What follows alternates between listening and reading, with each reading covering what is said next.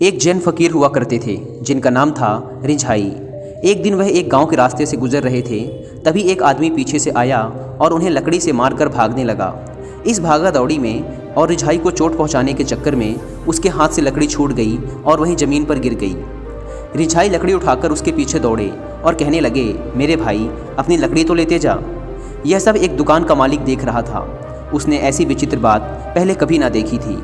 दुकान के मालिक ने कहा, पागल हो गए हो क्या?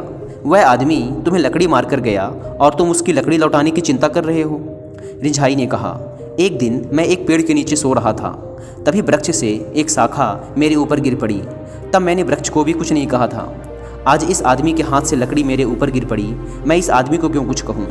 उस आदमी को रिझाई की बात समझ में नहीं आई, क्योंकि उसे तो बचपन से ही दुनिया को प्रतिशोध और प्रतिक्रिया की दृष्टि से देखने की आदत पड़ चुकी थी। उसने कहा, रिझाई तुम पागल हो, वृक्ष से शाखा का गिरना और बात है, इस आदमी से लकड़ी तुम्हारे ऊपर गिरना वही बात नहीं है। रिझाई कहने लगे, मेरे लिए तो सदा एक सी ही बात रही है। और यह कहकर रिझाई एक दूसरी घटना सुनाने लगे। एक बार मैं एक नाव चला रहा था और एक खाली नाव नदी के बहाव के कारण आकर मेरी नाव से टकरा गई। मेरी नाव को कुछ हानि भी हुई, लेकिन मैंने उस खाली नाव को कुछ नहीं कहा। रिझाई ने अपनी कहानी आगे बढ़ाई।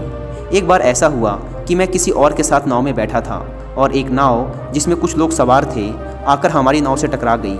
तो वह इंसान जो कि मेरी नाव चला रहा था, वह दूसरे नाव वाले को गालियाँ बकने लगा। मैंने उससे कहा, अगर नाव खाली होती तब तुम गाली बकते या ना बकते? तो उस आदमी ने कहा, खाली नाव को क्यों गाली बकता? रिझाई ने कहा, गौर से देखो, नाव भी एक हिस्सा है इस विराट लीला का। वह आदमी जो बैठा है वह भी एक हिस्सा है।